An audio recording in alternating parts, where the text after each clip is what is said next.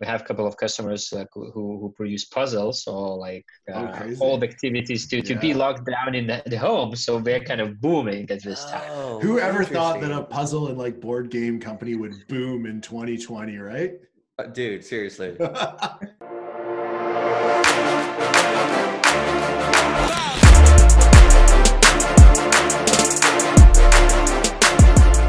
Welcome to Seven Figure Entrepreneur Podcast, the #1 podcast bringing you behind the scenes with real online earners. No fake gurus here. And today we have the wonderful Rytis, Lauris. He is the owner of Omnisend, which is an email platform that serves a lot of Shopify owners. So if you are a drop shipper or you use Shopify, you might even have heard of it before. I know I have. I know Tyler have. Tyler's used it before.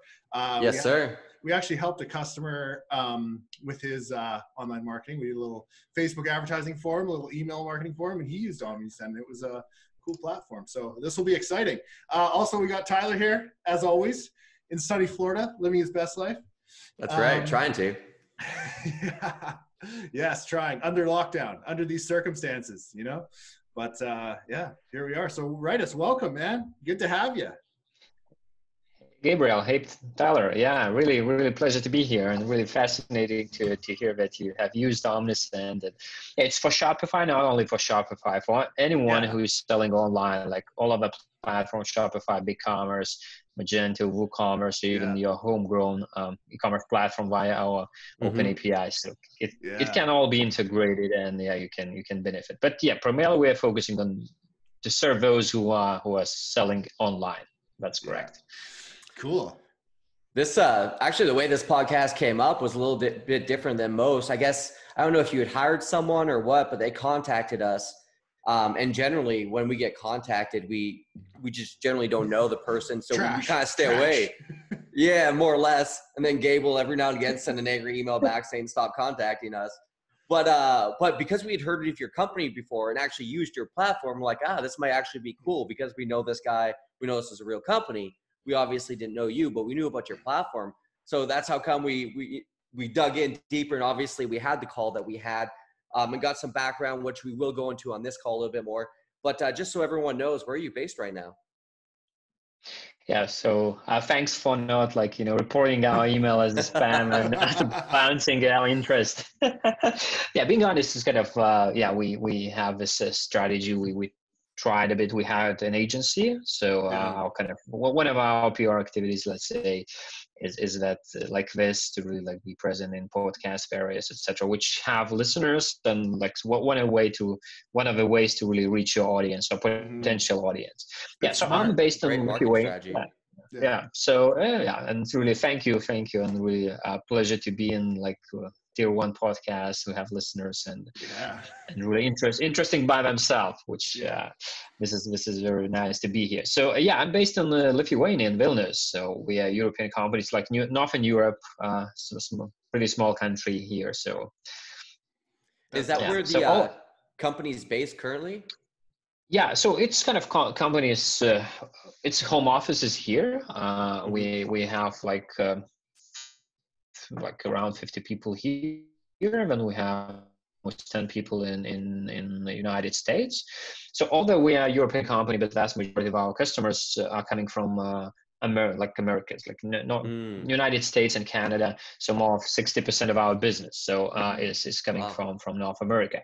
So so this is kind of two major locations, US, which is all remote. We have 10 people in different cities: Austin, Charleston, New York, San Diego. So spread a bit all over the place. I love Austin. But the product and R&D that was being developed is that Austin. It's cool, but it's hot at the same time. So I mean, cool by the means it's nice. Hot city. And just to let you listeners know right now, Zoom is kind of being a little bit glitchy today, so we might have a little in and out of voice, but sorry guys, the content will be there, but maybe the quality won't. We were gonna fly him over on a jet, but because of Corona and stuff, we figured it wasn't a good idea. That's a lie. That's it's a lie. but the Zoom is facing some challenges due to Corona situation. Yeah. That's true. That's true. That's not a lie. Its servers are probably so overloaded, man, because everyone's using Zoom. Should be. Yeah, being honestly, at Omnisend, we use Google Hangouts as like default tool. So they kind of, Google has servers, so they have their own cloud. So I believe they really scaled really well, and we don't have any issues. Just the setup is a bit different. So for some occasions, it's more convenient, and for some, Google Hangouts is really good alternative. I haven't found anything that's like good for recording podcasts in like remotely like this, like Zoom does. I wish there was one that did like 1080 and you could record that, but I don't know. I just haven't found it out there. Maybe I haven't looked hard enough. One day, who knows? Diving into Omnisend, how long has it been around for? So a bit more than 6 years, the tool itself. So it was a spin-off from digital marketing agency. So we launched a product. Initially, it was like Ticktail and Shopify. So those platforms at that time, they were not kind of like super hot. We just like becoming a superstar. Just was that was not like a very beginning of the business, but just very beginning of like really explosion of Shopify and like e-commerce as well, and Magento, all those platforms. And so in the initial couple of years, we still ran a digital marketing agency and funded the product. And a couple of years, we a bit struggled to find for what our customers would be willing to pay for us. Although we had a really great traction, a lot of customers as we had at that time and have now a freemium model. So a lot of free users not paying for the platform, which is good. But yeah, at that time we struggled a bit to find a business model for a couple of years, and then we sold the portfolio of like customers and just ditched agency activities and focused on the product. What Omnisend is now 4 years ago, a bit more than 4 years ago. So very cool. That's cool. Yeah. So with that said, so initially you guys started building the product for the agency. Is the agency still around, or is it just pure Omnisend now? It's pure Omnisend now, yeah. And the core of the team is actually we are together for already 8-10 years. Like our CDO, he's 10 years like working with me. Like we started the agency, and actually even my co-founder at Omnisend, he's head of product at Omnisend. So he used to be my customer as I was running a digital marketing agency. That's how we met. Yeah. And I was going to ask you, did you always know you wanted to have a software business? Like from what I know about software businesses, which isn't a lot, I know their valuations are great. I know their margins are great. I feel like advertising could be like a bit hit or miss as far as like, how you acquire clients and stuff. But was the software industry or software as a service something you always wanted to do? Or is it something that just kind of came up organically? So like software as a service probably was not kind of the dream. And like while running an agency, I had a dream that to have a company in which customers' offices sun would never set, and they shared that dream with the team. So that was probably kind of the main goal of the dream. And like to build, being not from like US, not being from like Silicon Valley, etc. It's you don't have like many things what you can do, and probably SaaS is one of the things. And building a product, especially for SMB, where you can acquire customers in a self-service way. You don't have to be like physically all the time in your home market, which apparently became United States and Canada. So just probably that was kind of a pretty natural path, and SaaS was just a way to accomplish your dream, which building a SaaS was not the dream by itself, but that's definitely a tool to accomplish your dream. Did you try any more SaaS companies before this one, or was this kind of your first go? Yeah, I've tried a couple, failed. So failed, and like third seemed to be like rather successful and still growing quite good. For anyone out there that's thinking about starting a SaaS company, can you give like a few tips on what to do or what not to do? So I would say kind of my couple of like major lessons learned from previous fails and why Omnisend is succeeding now. So first thing is really you have to be solving monetizable customer pain. as, let's say, like my second started attempt was like polling tool for conferences, for seminars, for like those events where the presenter is on the stage and someone like the audience is listening to you. So like interactivity tool where you can like poll all your audience and they would be voting with their smartphones or texting. And that's kind of bringing some interactivity to those like traditional, like I'm on the stage and you are somewhere there, events. Yeah, unless you're Tony Robbins, I'm sure it's hard to keep people's attention. Yeah. So just, the tool to help to keep this attention and really to interact with the audience. Mm-hmm. So once we were giving it for free, everybody like loved using it. But once just we asked to pay for it, like that was just a nice to have solution, not the thing someone has to have to run their business, to run events. Yeah. So that was kind of, there was no monetizable customer paying. There was just a vitamin, not a painkiller. Gotcha. It's nice to have. So I would would say this comparison. That's a good comparison. Yeah. I've never heard that before. Yeah, very well. Yeah. So I would say this is kind of the first advice for anyone who's like considering to run or to launch SaaS business. So definitely you have to build something, a product which will really be solving problems for which your customers, future customers would be willing to pay. Not just nice to have, but must have for the business or for the people. So that's probably the first major advice. A second would be just ship, launch the MVP, launch like your initial product. Yeah, exactly. Minimum viable product. Yeah. So it can be creepy. It should be creepy. I mean, like it shouldn't be like good quality. That's perfectly fine. You just launch, you go to market, you start acquiring first customers, and they're gonna give you like such a valuable feedback which really will define your future roadmap, and like finally you will like justify it or not, like to see if the thing you are building really is needed by anyone. So just launch MVP and then start from there. Don't try to build like ideal product for too long. I've seen so many startups which kind of raise some money to build a product. We spend like 2 years to build a product, and once we launched, apparently they understood, okay, nobody needs exactly the product we launched, but we have already burned the entire funding, and we are in a dead end situation. So yeah, that's a scary position to get into. That happens a lot. People launch a product, but then they usually like pivot into like a smaller part of the product that the customers like, and then the company blows up from there. Yeah, I think that was PayPal's story actually too. Oh, was it? Yeah, I think they were trying to be like a financial planner or something along those lines, and like they just found everyone was using the payment transfer part of the service, so they just transferred into that. But that totally makes sense, man. Smart. I would say there are those two kind of main advices for anyone considering to launch SaaS business. Cool. Yeah, man, I think that is good advice. One thing we were kind of talking about before we popped on this podcast, and this always happens, we start talking and we're like, this shit should be on the podcast. But obviously, the world's in a pandemic right now. Corona cases are growing like crazy. Today is April 13th, 2020. So just to date everything, everyone knows what's going on.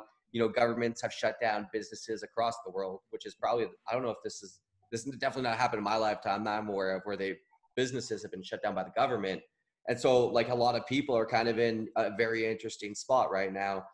I've been talking to friends about it, and, we've seen houses here in Florida kind of starting to drop half price, not a lot, but they're starting to pop up. Stock market's dropped, all these things have dropped. However, that's not all true for e-commerce business. In fact, there's some e-commerce businesses that are doing now more than ever. And you kind of even said too, Omnisend, you guys, as far as March and April is concerned, things are looking fine for you guys. Mm-hmm. Yeah, that's correct. And I believe like in mid and like long term, e-commerce just definitely will benefit from this crisis situation. So it's one of those. So we are kind of lucky to be in this industry, which is in general benefiting from what is happening.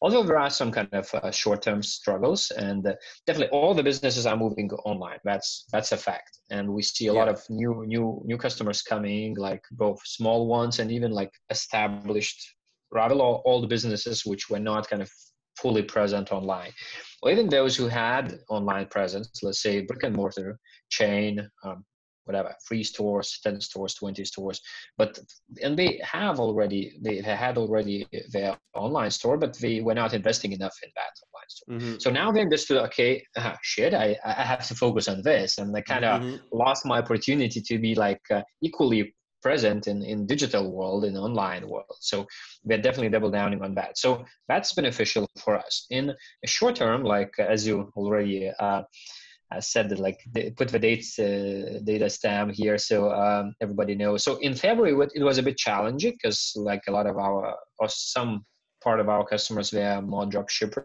They don't store, they don't have stock, they don't have warehouses. So like once Chinese factories were closed, mainly at that moment, it was a bit challenging for them, and we saw a lot of like accounts being freezed, so temporarily. So this is kind of, a lot of customers seem like to temporarily shut down their stores with idea to get back, and with the hope to get back. So e-commerce is just a little benefiting. And I would say in e-commerce there are 3 categories. It's kind of essentials, so they are booming. Like groceries, grocery online stores, like cosmetics. Do you have grocery companies on your platform? And not much. We have few, but it's more kind of exception. Yeah. So, but there are kind of like, other essential ones on your platform? Yeah, cosmetics, let's say, cosmetics, books, they're doing pretty well. I mean, yeah, Amazon is dominating, but like there are boutique stores, etc. So puzzle, let's say we have a couple of customers like who produce puzzles, or like all the activities to be locked down in the home. So they're kind of booming at this time. Whoever thought that a puzzle and like board game company would boom in 2020, right? Dude, seriously. Oh, it's amazing though. Exactly. Yeah. So, kind of essentials, and those who kind of like for staying at home, which is just as we mentioned, like board games and puzzles, etc. And the second category is kind of nice to have things, which really a bit kind of in a struggle now. We're not doing that well. So could you give some examples of those types of businesses? So you just phone cases, or accessories, which like, staying at home, and this is not kind of essential what you need, like definitely. So kind of a lot of people like losing their jobs and this emotional uncertainty. So they kind of like keep their money a bit closer to them instead of spending it on products which are not essential. So those stores who are selling that kind of products, they're not booming, but we don't see like a huge decline as well. So they kind of like, they still manage to get to the traffic, which in the past was like offline purchases. Now they accommodate those online, but it's not growing that fast as like essentials are growing. Let's say, yeah, this is kind of the two different categories. One is like benefiting a lot, another is doing like rather okay. Still, it's doing okay in those days. It's already a good thing, Yeah, totally. Interesting. I like how so I think, correct me if I'm wrong, but you said there's kind of like 3 categories: essential, non-essential. What was the third, or were there 2? Yeah, so I've heard which I already referred. So those who don't even have their brand names, they're just selling something like very, very kind of commodity and no brand name. It's just drop shipment, basically, that everybody sells the same. So so because they have like decline in demand, and they have issues on the supply side, so they're kind of really in turbulent times now. Gotcha. Yeah, no doubt. That's interesting. So basically what I got from this is the businesses that are doing well from your perspective that you're seeing right now, not only essential SaaS businesses such as yourself, but also companies that sell essential products, whether it be like food, like you said, which everyone needs. But it's funny how like board games would be, could be somewhat considered as essential. But you're right. People are at home. Like, what would they need? So it's very interesting. Like the whole point I want to get across, that no matter what the climate is, there's always an opportunity available. It's just figuring out what that opportunity looks like. Yeah, absolutely. And of course, there's one type of business which is kind of like really booming. So selling masks. Yes. Yeah. No kidding. I even saw that like a lot of people are starting to build their own, like companies are building their own like fabric masks and stuff like that. And for me, I personally, I don't think I would wear an N95 or whatever they're called. Like, I don't think I would wear one of those masks yet. Like, it hasn't got to that level. And I'm not really a particular dude in that sense, but I think like for a fabric one, I would gladly wear one of those. And so I can see how that, because it's a little bit more fashionable, those are going to take off quite a bit also. Definitely. Yeah. Yeah. So all kind of masks. Yeah. Both fabric and those kind of fully protective. Yeah. Yeah. I've been getting hit with ads for those things, like all of them, every kind of mask nonstop. Yeah. That's true. They all are all over the place. And we see some of our customers like selling those, so they do like really, really well now. Nice. Of course, it's temporary. I mean, it will not last too long. But and I'm actually glad you brought that point up. I had a friend, he was selling kind of like some sort of healthy hand sanitizer, and they were doing like 15 grand a day in sales. And you know, we had a conversation. He's like, yeah, it's good now, but he's like, I know there's like a timeline to it. So not just wrapping your business around like a trending product or like one product like this to build a long-term business. Like maybe you start with this, but then you build out from there and add something that people are going to need in the future as well. Yeah, that's completely. Or there is kind of another way to do business, and we see some of our customers do like this. So they just really trend spotting and see what is upcoming. Yeah, and makes sense. Start selling those products. So it's a way to do business, especially like online stores. If you have like a customer acquisition machine and know how to acquire customers on like social media and paid ads, etc. If you have this in place, so you can inject basically any product which is trending at that time. Totally. Like a couple of examples, like fidget spinners for kids. That was super hot globally. You know, masks now and whatever. You know, it was or it will be in the future. So. No doubt. I could never make fidget spinners sell, man. I tried so hard and I could never do it. It wouldn't pop for me. I can make other terrible shit sell, but not fidget spinners. Hey, Gabe could sell the shit out of flashlights, but not a fidget spinner. Flashlights. We actually, the client we were helping when we were on Omnisend, he had a supplement store. Yeah. And one campaign we did that you had on your platform was basically if someone, I think it was like if someone hadn't ordered a supplement again within 30 days, we'd send them a message being like, hey, it's time to like buy again. And I remember that campaign doing extremely well. We call it like customer reactivation, which basically kind of you can build it around like your customer life cycle, which is being calculated by the tool, or you can do it like manually, as in your case, that consumption cycle should be like 30 days, not more. So so this is a very good example of a great automation where it is always very effective. So totally. Any other as far as like campaigns and automations go, and for everyone listening, an automation is basically you can set up a campaign message one time, like a thank you message, and every time someone completes an action like buying, they get that message. So that's more or less an automation. And like usually like when we've done them before, we've built out the whole sequences where it's like, a week long or maybe sometimes longer, depending on what it is. But as far as like the top recommendations we always make for anyone with the e-commerce store when it comes to automations, for sure, abandonment cart.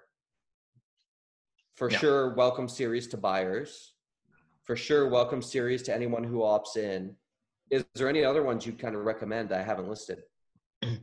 Yeah, so abandoned cart is definitely kind of the most popular and the most effective up until now. But I would say I would recommend to augment abandoned cart with browse abandonment. Basically, it's instead of just identifying that the product was added to the shopping cart, so being able to identify what category was browsed by the person or what specific products were browsed. So it can be done both, either the category or like individual products. And so it's kind of one step ahead, and you're able to identify a bit more interest of people who are browsing. Yeah, so those like browsing or category abandonment, and send run campaigns around them. And so basically what happens, you run this campaign, we get back, we put it into a shopping cart if they abandon it again, so you can run a shopping cart abandonment campaign and then make them return or ask them return and then convert. And then it's a lot of great automations you can run post purchase. So like a couple of examples, just, order confirmation. So usually it's just a pure transactional email where you state, okay, you have bought this A, B, C, D products. That's it. But what about like adding a banner there? So thanks for buying. Nice. What about, here is a discount code, which is valid for 3 months for your next purchase. Yeah. And and this could be followed with like customer reactivation campaign. After 3 months, the tool automatically checks if the discount code was already used. And if not, you can run another automated campaign. Oh, by the way, Tyler, you have this discount code. You haven't used it. It will expire in 1 week, in 3 days, today, and so that's another way. A good example of automation. What else? Like customer surveys post-purchase. How did you like our product, our service? What was your experience of its NPS or other survey? If everything is good, so you can ask your customer to leave a review, which social proof is very, very important. So here is, okay, you are happy about, please leave a review on our store. I wouldn't even buy a toothbrush off Amazon without reading the reviews first. Reviews are super important. Exactly. So that's another great example of automation and how you can interact with your customers. Or if someone kind of leaves a bad review, so this is where support should step in and really proactively contact the customer and try to convert unhappy customer into happy customer and detractor into a future advocate, because maybe the product was bad, maybe the delivery took too long, whatever happens in business sometimes. Bad things happens, but if you act, so you give yourself another opportunity. I think you actually brought up a great point, man. I think a lot of people ask for customer reviews, but I think they don't really dive in and fully utilize them. I read an article somewhere where these guys, what they do is look for top performing products, and then they read the reviews of the top performing products and see like what it is that people are complaining about. And one example was, I love this radio, but it's not waterproof. I can't use it in the shower. So they come up with the same version of the product, make it waterproof so that someone can use it in the shower, and then they sell that, and then that product takes off because it solves a problem that someone had with that product. And there's people that literally built an entire business just around reviewing top products and doing that. And even a friend of mine recently, he sells clothing and stuff online, and he drop ships out of China. And he's been doing that for a while, and it's always been the same issues. It's like people in America are not a fan of a product sold from China, the shipping delays, etc. And so before that was always a challenge for him. Now he's found U.S. suppliers, and it's sped everything up for him. Now you can say, made in America, shipped out of America, et cetera, et cetera. And so there's a lot of, and from that, he's seeing growth where before he didn't see an opportunity. So I think just reading into the reviews, which is something I'm glad you brought up, not only using them, but actually like trying to figure out, there's a lot of real gold there if you look for it. Absolutely agree. Yeah. Very, very great examples you just gave. Yeah, absolutely. You're even saying, if I may add, and that's exactly the great situation, that someone was smarter than actually you were. Because the first who should read reviews, it's yourself. I mean, the one who is selling those products, and really reflect to that. And it doesn't matter if you build like SaaS business. We ask to review Omnisend like a lot, and I mean, it's the only way to really listen to your customers and to improve a product, because definitely it's not perfect and will never be perfect because the needs of customers are changing. Yeah, and you have to reflect. I love that you just said that, by the way. The needs of customers are changing. Exactly, and you have to reflect though, and you have to be on the path with them.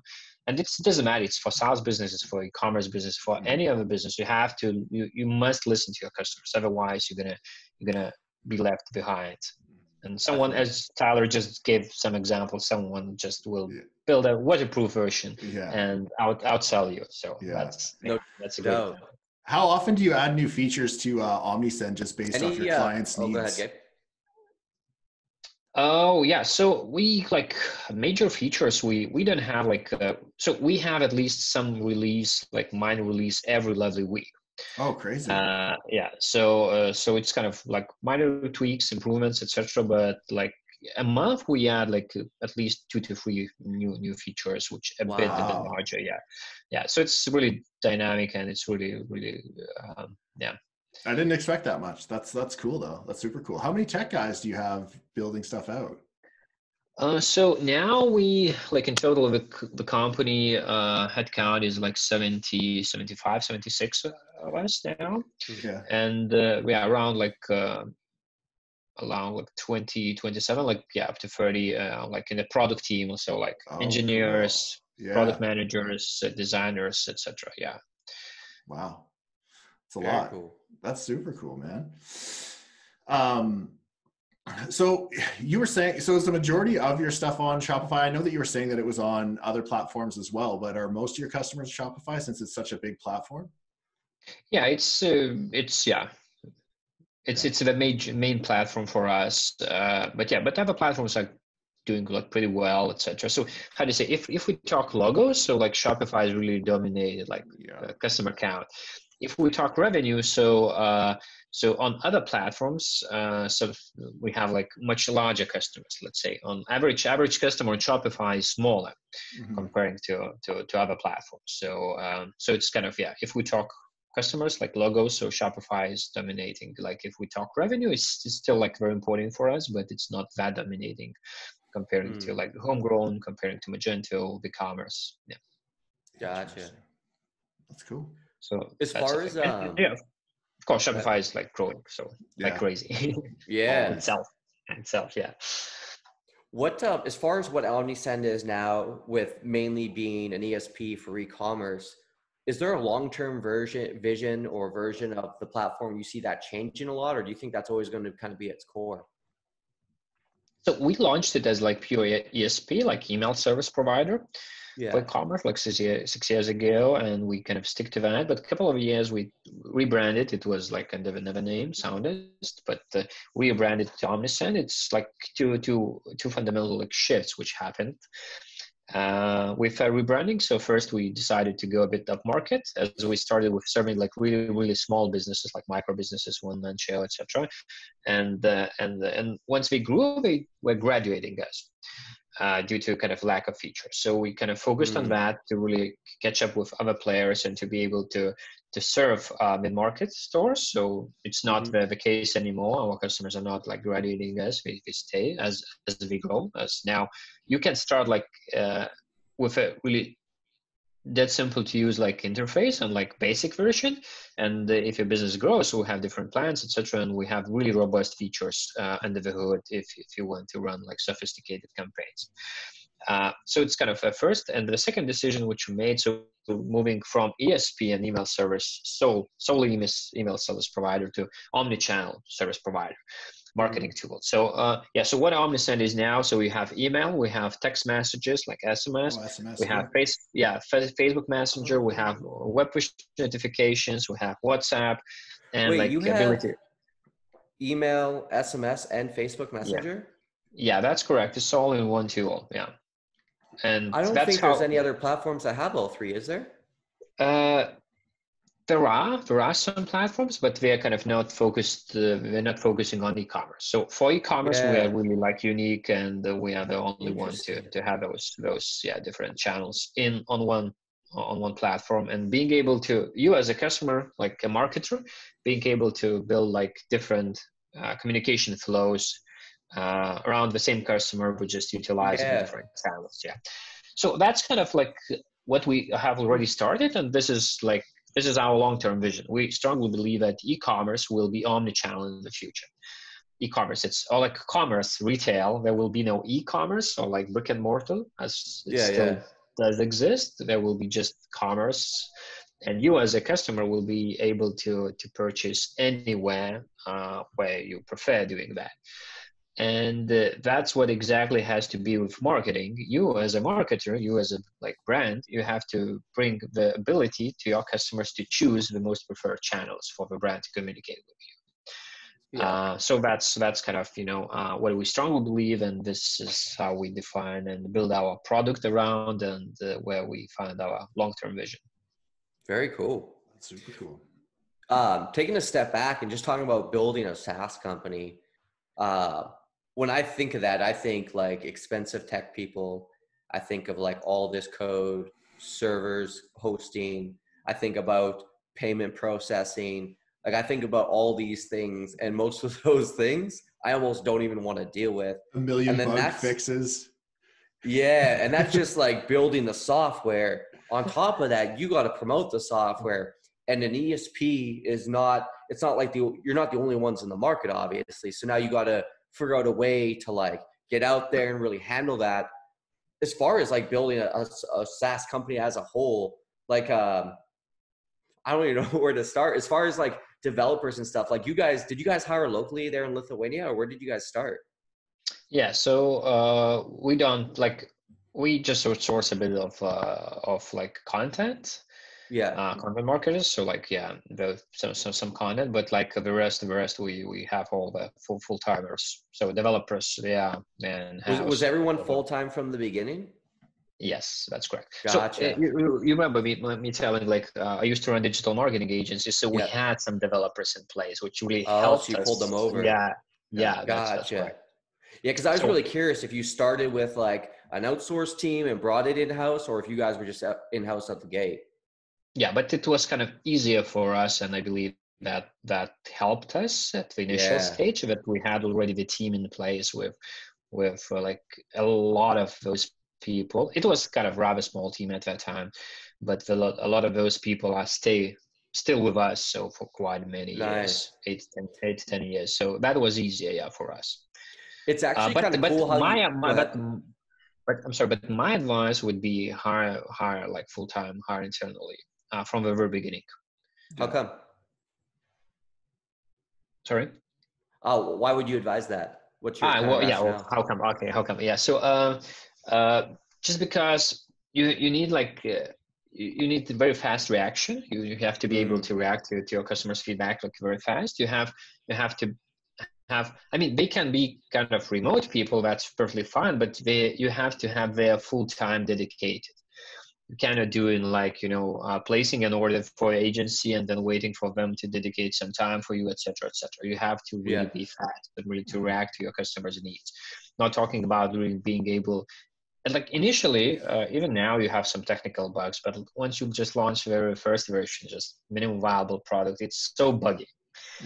Usually you have to fix like constantly everything, and like daytime, nighttime sometimes.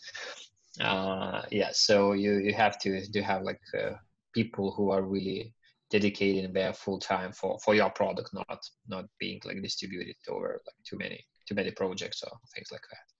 Yeah, no doubt. That makes sense. I imagine it's one of those companies that's just so involved on a daily basis. To have someone part-time would just be setting yourself up for failure, especially out the gate.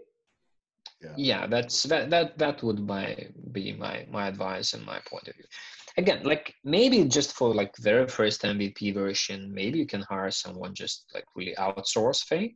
But if you see kind of initial traction and like market starts showing that, okay, we are interested in general in the product you are bringing to solve our monetizable pain.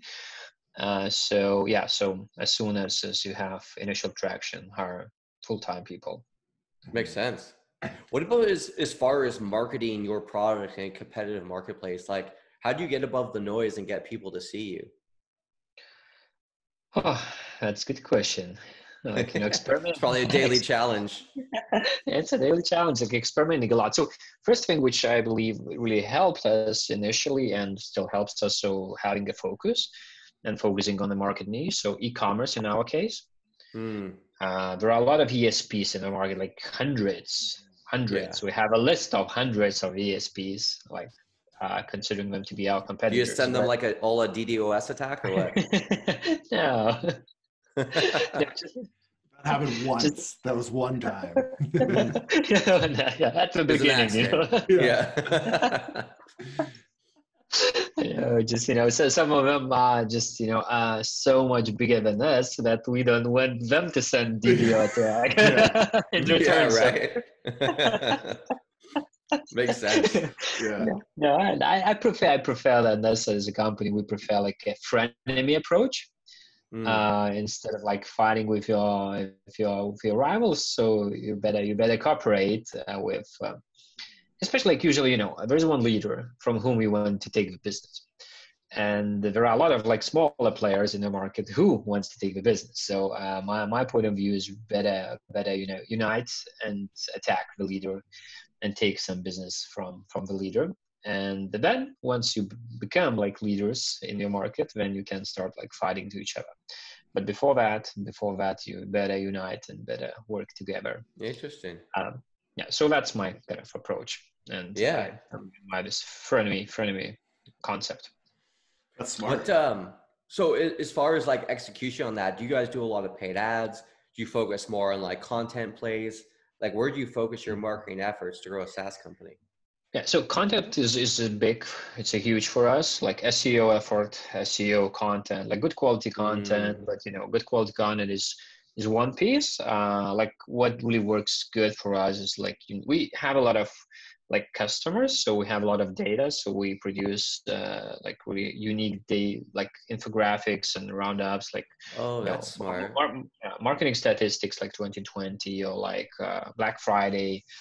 Like email usage, email versus SMS, what were conversion rates, open rates comparing to previous year, etc. So it's kind of really unique statistics which we have internally, and it's like focused on education of the marketplace.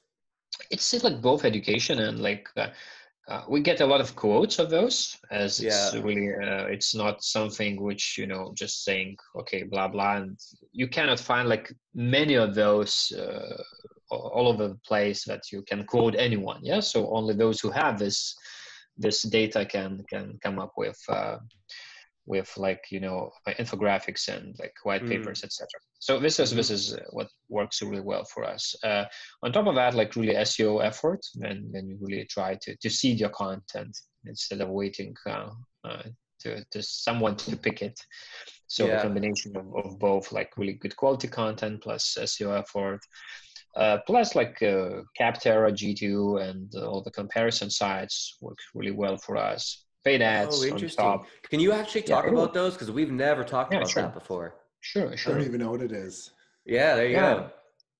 Yeah, so it's kind of like, so it's kind of review size like G2, Capterra, and like smaller. Those are two leaders. So basically how it works. So if then someone has a need for the service like yours, they Google, and due to like huge amount of content and really working hard on the SEO, like you in top 10 positions, you will always find those comparison sites.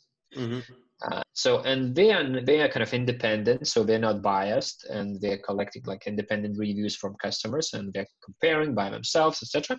So people usually trust their recommendations, as we were talking about reviews on for your e-commerce products. So on Amazon online store. So it's exactly the same for SaaS businesses. If then someone is looking for a solution like yours, they find those comparison sites, and if you are being validated good there, the good rating with like comparison to competitors, good. So that's how you get into the short list, into consideration list.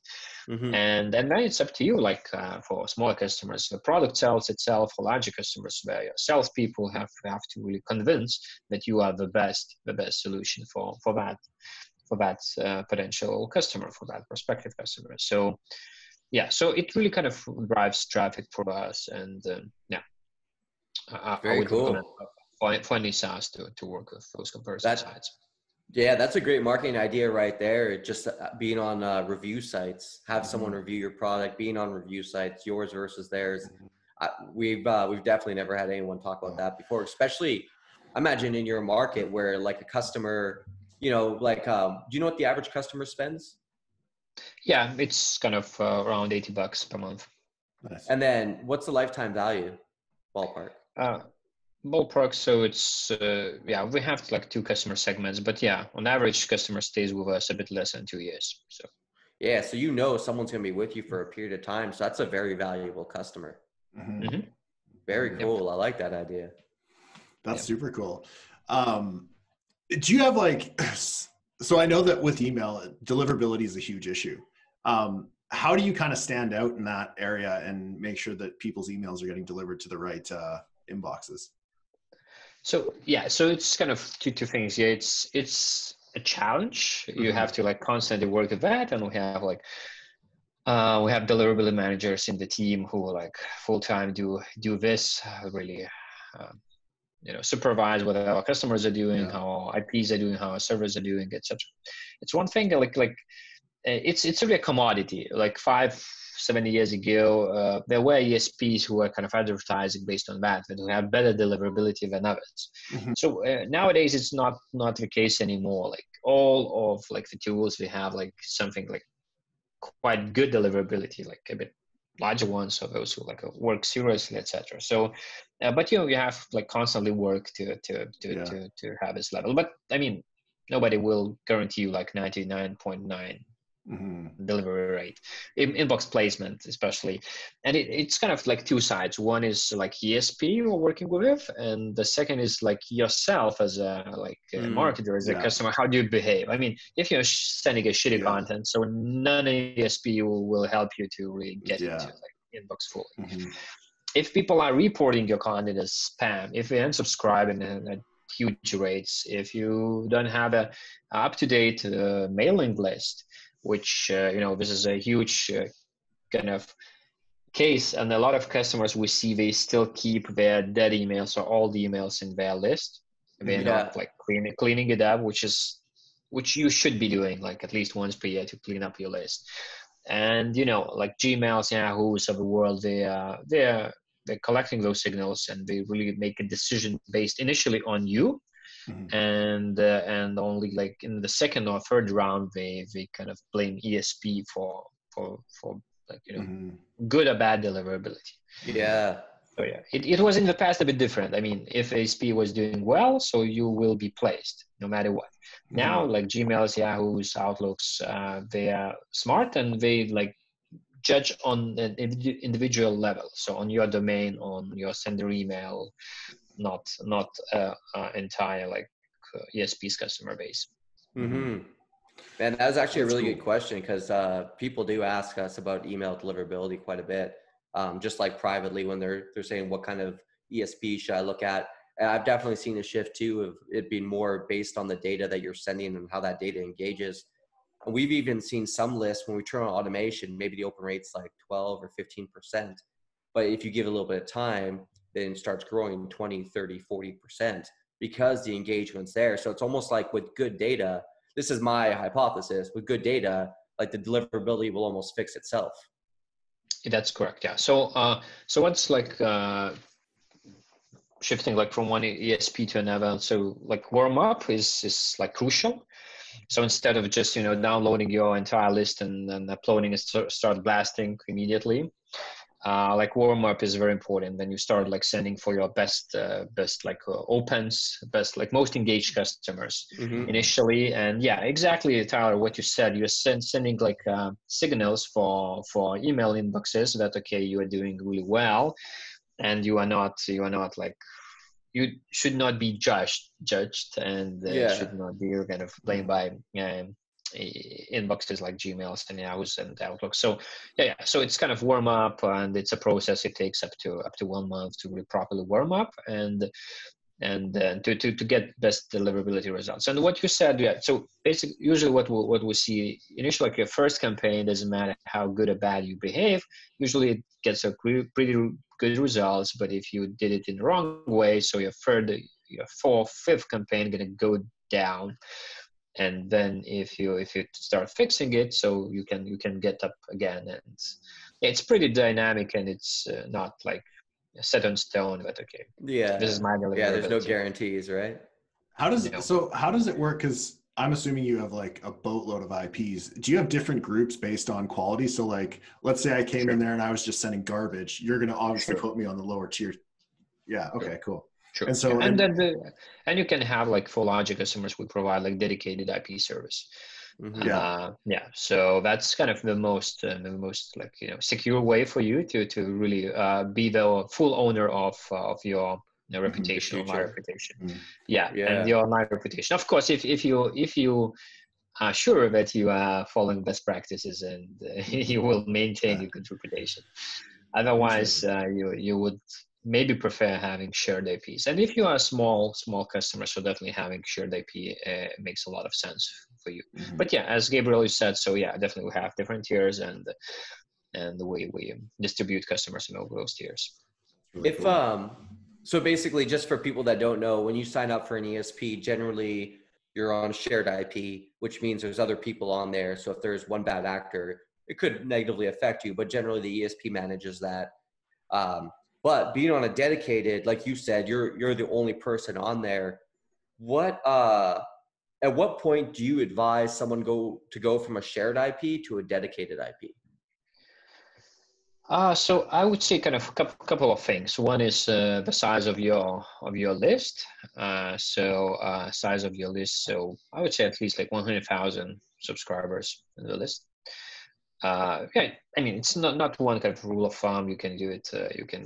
From like super low amount, or you can like have larger list and still shared IP can be good for you. But it's the first thing, and the second thing which I would recommend is really, if you have like in-house team to really take care of that, or at least in-house person to at least take care of that. So if you have knowledge in-house, if you have competence, if you have like someone responsible for that, I mean, not kind of for deliverability only, but for email marketing, for marketing automation, among which like taking care of deliverability would be a responsibility.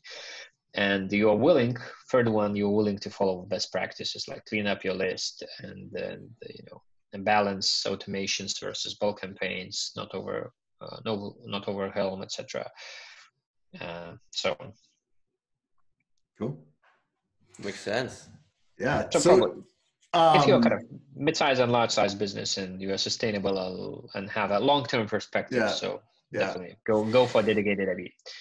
Yeah. Is there any new features coming out on Omnisend that you're really excited about? Yeah, so it's a couple of which are coming soon. Is like split automations, where you can build kind of a lot of sequences based on your customer's reaction towards like initial. Gotcha. Oh, very cool. Like, if Tyler read this email, so send like this follow-up. If he ignored this email, so send the text message. If he ignored text message, so maybe send the Facebook Messenger message, etc.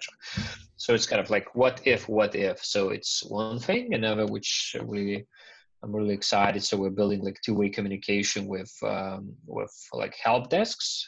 So like Gorgias for Shopify stores that, you start like sending promotional SMS campaigns, and if someone reply, we hand off it to a support. So you remember us talking about, let's say, customer satisfaction surveys. So let's say you send the survey like using SMS, like text messages, and if a customer replies with a bad evaluation, so you hand off it to your customer support team. Yeah, so it's going to be Gorgias as a first integration. So those who are on Shopify, we know it's really excited to have this. Will that plug into a third-party customer service platform, or are you guys going to be able to have it in yours too? No. It's a third party. Yeah. That's a cool little feature, actually, because that transition is not always a clean transition. So that's cool. You guys thought ahead about that. Yeah. So it's kind of So a couple of things which we're building in April among like some of the small ones. It's almost like you guys know what you're doing over there. Hopefully trying to. Yeah, right. One question I just thought of, actually, if a customer is on an ESP now, they have a Shopify store, e-commerce, or just on an ESP in general, at what point do you think they should consider looking for a new ESP? So at that point, if they're not still at Omnisend, so. Default answer. Yeah, default. No, okay, but just more kind of advice, not a promotional answer. So it would be, it's really kind of, I mean, if you are just on generic ESP and you're sending emails only, so I would say, and you're not doing any automation based on like trigger based or like segment based automation. So maybe you should consider that. And there are some kind of players in the market, not only us, but as among those who are focusing on e-commerce only. So usually you will benefit much more using like really dedicated e-commerce solution, because they build tools for e-commerce, and there are like use cases which are built for e-commerce, like default templates there for e-commerce, etc. So that's probably the first thing. And second thing I would say like for growing businesses, if you started just with generic ESP, and you're just sending email campaigns, and you want to grow your business. So really augmenting email with other channels, you will benefit a lot. Like SMS, it's like so effective now. It's Can really you talk living. about SMS a little bit? Yeah, sure. I love talking about SMS. So an omni-channel, like, adding those, because there are other tools where you can use just, sporadically. I have one solution for email, another for SMS communication, for let's say Facebook Messenger. And usually what happens, I don't like properly sync those. I lose data. I am not able to build like the communication using those different channels on the single flow. So it's all like separate and broken.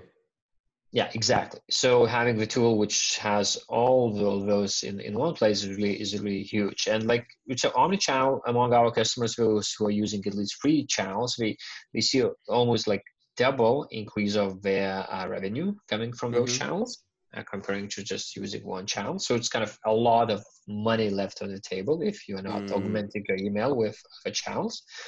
And SMS is like highly effective. Open rates are great. Conversion rates are by times high comparing to email. Of course, usually your subscribers list, like SMS subscribers, text message subscribers, is smaller comparing to what you have in your mailing list. But usually those people who leave your phone number like for you, so they're kind of more engaged. And that's how you have an opportunity to really communicate with your most engaged customers, with your most loyal customers, with your biggest advocates. So therefore, conversion rates and engagement and revenue, which single text message send generates much better comparing to even email. Yeah, we've seen I was looking at someone's stats recently. A friend of ours, they're selling an e-commerce product. And their SMS campaign, like they had equal amount of emails and SMSs that went out in their abandonment cart sequence, and the SMS outperformed the email 300%. Yeah, no wondering that it happened. Yeah, so SMS is really kind of living its renaissance. Definitely, like in total, still email drives you like much more revenue comparing to SMS. But yeah, so if you ask for consent to opt in, like in your SMS subscriber list. So as I said, it's mainly kind of most engaged customers, most loyal customers. It's one thing. Second thing is really instant. You as a receiver, you cannot ignore text message. On the other hand, why I believe it's living its renaissance, because it's rather easy to unsubscribe from SMS, which was not the case 3-5 years ago. Now you can just have a link. You can place a link in the text message, so it's just a click on your smartphone and you unsubscribe, or you just send if in the US you just reply with stop, and that's how you unsubscribe. They get removed. Yeah. So it's not kind of, because text messages historically they were kind of intrusive, because that was so difficult to unsubscribe from them. Now it's not the case anymore. So more and more people are willing to leave their phone number as most preferred channel for a brand to communicate with them. Makes sense. Yeah, it is interesting. There's I think it was Gary V or someone, he puts his phone number up or some sort of way you can SMS with them. And I noticed there's a whole movement amongst celebrities right now, and maybe it's still small and early, where they're giving some sort of phone, whether it's their phone number or what, I don't really know, but so their fans can actually contact them. I don't think that's ever been the case before. Oh, even managing that, how the hell do they do that, man? Because that just must there's got to be more to it, right? Yeah, there's no way. But it's pretty crazy to see that trend going on. So I think the fact that having SMS somewhere built into your business as a whole, brand or whatever, it's going to be an asset to you, no doubt, going forward. Absolutely. And it's one of the things which we advise for any marketer, not only e-commerce marketer, too. Once thinking about retention marketing, usually we operate in subscriber term, because that's the only way where you can really have a consent. You have a permission to communicate with your existing customers base. So usually in our mindset, subscriber is just the mailing list and email subscriber. So that's Yeah. one of the things which we really want to change, and we really want to educate the market that subscriber is anyone who gave you permission to communicate through any channel. Mm-hmm. Email, text messages, Facebook Messenger, web push notifications. Doesn't matter. So it can be only like single channel, maybe multiple channels, which like our customer gave us like granted the permission to communicate through. Yeah. So you can have like Gabriel as a subscriber. As we have Gabriel's email and Tyler You're as my a worst subscriber. Yeah. As we have Tyler's phone number, and both of them are subscribers, not only Gabriel. Yeah. I'll subscribe to stuff as long as I didn't know I'm going to get a discount. Like, who was it that was like really good? It was like Steel Supplements or something. They would, yeah, they were like one of the best. They would just hit you with like 50% off stuff all the time. People love a good discount, man. I think it was Ezra's email course I went through one time, and he was saying all discounts need deadlines. Need deadlines.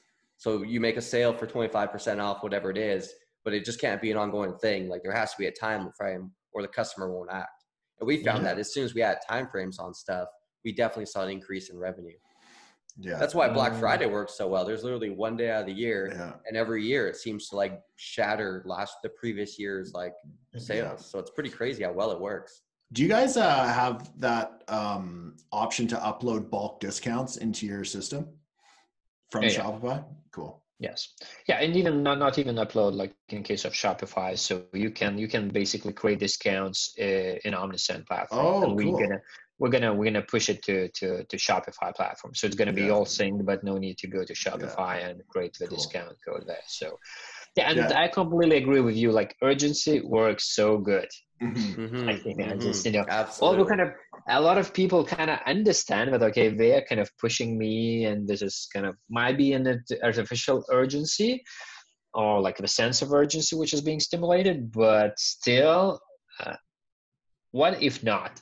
What if like this deadline is true deadline, you know? Real. Yeah, absolutely. Makes sense. Yeah. Wow, that's cool, man. Man, we've been on here. This time flies. We're already at like over an hour here, just ripping through it. That's very cool. Yeah, it's been good. It's been good talking to you, Tyler. Do you got any more questions? I always have a ton, but we try to keep these things online. Man, thank you so much for the time. I know I definitely learned a few things today, and I think there's some good tips that listeners can use. If anyone wants to look at Omnisend or like contact you guys about it, what's the best way for them to reach you?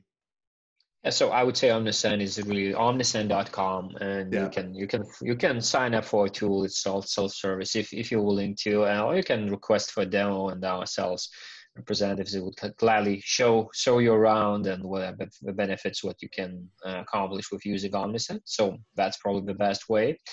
And personally myself, so Rytis, Lauris, LinkedIn, Twitter, those are my most preferred. Twitter, classic. Twitter. I haven't heard Twitter in a minute. Man, Twitter's like blowing up, dude. Like, Twitter is like, it was old, but now it's new again. People love it. That's funny. So they have the best, advocates. Trump, president of the United States is getting so much. So that's he true. uses it. It's interesting. I like Twitter. I feel like I have to relearn it though. Yeah, that's true. That's true. Because, I believe kind of Twitter should be kind of one of the most mentioned like social media name among like mainstream media because of Trump, because Trump is constantly tweeting things. Yeah. Yeah. That's very true. That's funny. I didn't know how much do they pay him, but they should be paying him. So. I'm sure he's got something worked out. I'm sure they are, and I'm sure the American people are pissed about it. So, that's true. All right. Well, thanks everyone for listening today. For everyone watching, please do not forget to subscribe to our YouTube. And for everyone listening, please give us a 5-star review on iTunes, Spotify, or Stitcher. Thank you, Rytis. Thank you, Tyler. It's been fun. We will see you on the next one, guys.